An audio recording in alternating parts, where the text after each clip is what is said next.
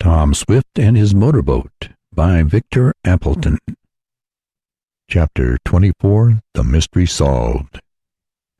From then on, for several days, the young inventor and his new friend lived in an atmosphere of airships. They talked them from morning until night, and even Mr. Swift, much as he was exercised over his loss, took part in the discussions. In the meanwhile, efforts had not ceased to locate the robbers and recover the stolen goods, but so far without success. One afternoon, about 2 weeks after the thrilling rescue of John Sharp, Tom said to the balloonist, "Wouldn't you like to come for a ride in the motorboat? Maybe it will help us to solve the puzzle of the airship. We'll take a trip across and up the opposite shore." "Good idea," commented Mr. Sharp. "Fine day for a sail. Come on, blow the cobwebs from our brains." Mr. Swift declined an invitation to accompany them, as he said he would stay home and try to straighten out his affairs, which were somewhat muddled by the robbery. Out over the blue waters of Lake Carlopa shot the Arrow. It was making only moderate speed, as Tom was in no hurry, and he knew his engine would last longer if not forced too frequently. They glided along, crossed the lake, and were proceeding up the opposite shore when, as they turned out from a little bay and rounded a point of land, Mr. Sharp exclaimed, "Look out, Tom! There's a rowboat just ahead."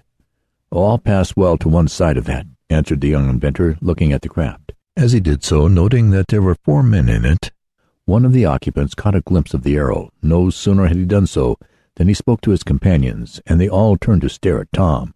At first the lad could scarcely believe his eyes, but as he looked more intently he uttered a cry. "There they are!" "Who?" inquired Mr. Sharp. "Those men, the thieves. We must catch them." Tom had spoken loudly, but even though the men in the rowboat did hear what he said, they would have realized without that they were about to be pursued, for there was no mistaking the attitude of our hero. 2 of the thieves were at the oars, and with one accord they at once increased their speed. The boat swung about sharply and was headed for the shore, which they seemed to have come from only a short time previous, as the craft was not far out in the lake. "No, you don't," cried Tom. "I see your game. You want to get to the woods, where you'll have a better chance to escape. If this isn't great luck, coming upon them this way." It was the work of but a moment to speed up the engine and head the Arrow for the rowboat. The men were pulling frantically, but they had no chance. "Get between them and the shore," cried Mr. Sharp. "You can head them off then." This was good advice, and Tom followed it. The men, among whom the lad could recognize Happy Harry and Anson Morse, were all excited. 2 of them stood up as though to jump overboard, but their companions called them to stop. "If we only had a gun now, not to shoot at them but to intimidate them," murmured the balloonist, "maybe they'd stop." "Here's one," answered Tom, pointing to the seat locker, where he kept the shotgun Mr. Duncan had given him. In a moment Mr. Sharp had it out. "Surrender," he cried, pointing the weapon at the men in the small boat.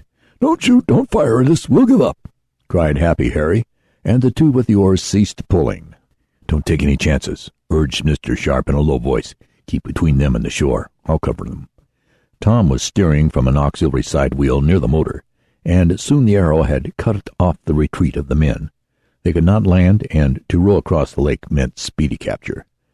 "Well, what do you want of us?" growled Morse. "What right have you got to interfere with us in this fashion?" "The best of right," answered Tom. "You'll find out when you're landed in jail." "You can't arrest us," sneered Happy Harry. "You're not an officer, and you haven't any warrant." Tom hadn't thought of that, and to his chagrin showed in his face. Happy Harry was quick to see it. "You'd better let us go," he threatened. "We can have you arrested for bothering us. You haven't any right to stop us, Tom Swift." "Maybe he hasn't, but I have," exclaimed John Sharp suddenly. "You? Who are you?" demanded Featherton, alias Simpson, the man who had run the automobile that carried Tom away. "Me, I'm a special deputy sheriff for this county," answered the balloonist simply. "Here's my badge." And throwing back his coat, he displayed it. "You see, I got the appointment in order to have some authority in the crowds that gather to watch me go up," he explained to Tom, who plainly showed his astonishment. "I found it very useful to be able to threaten arrest, but in this case I'll do more than threaten. You are my prisoners." He went on to the men in the boat, and he handled the shotgun as if he knew how to use it. "I'll take you into custody on complaint of Mr. Swift for robbery. Now, will you go quietly, or are you going to make a fuss?" and Mr. Sharp shut his jaw grimly. "Well, seeing as how you had the drop on us, I guess we'll have to do as you say," admitted Happy Harry, alias Jim Burke. "But you can't prove anything against us. We haven't any of Mr. Swift's property." "Well, you know where it is, then," retorted Tom quickly. Under the restraining influence of the gun, the men made no resistance. While Mr. Sharp covered them, Tom towed their boat toward shore. Then, while the young inventor held the gun, the balloonist tied the hands and feet of the thieves in a most scientific manner, for what he did not know about ropes and knots was not worth putting in a book.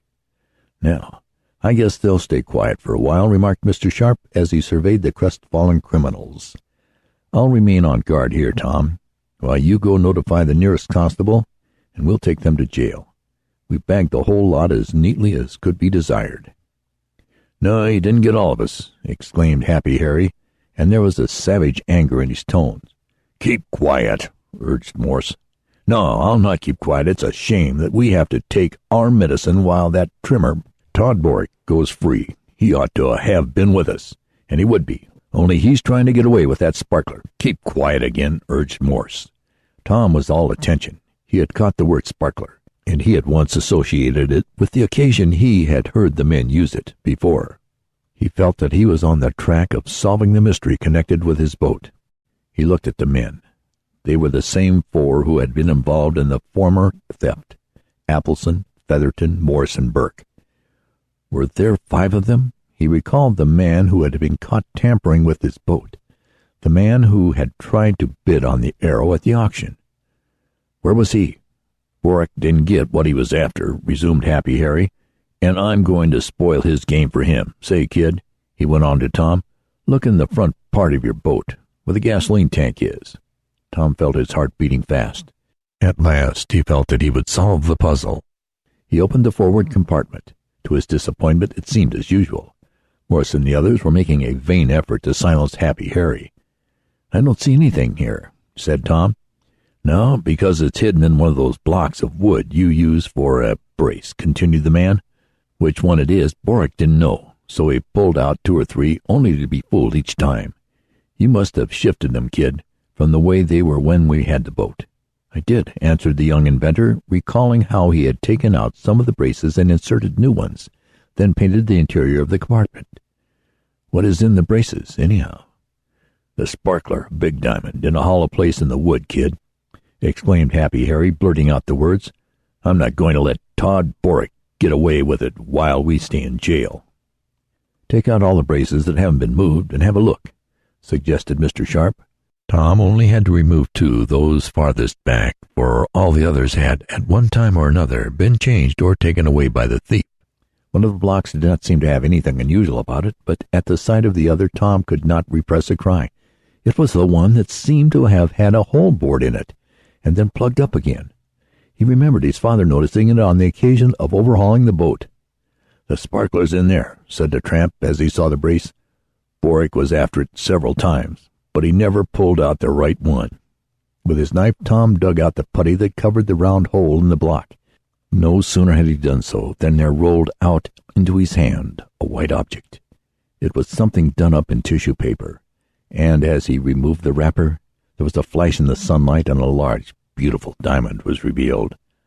The mystery had been solved. End of chapter.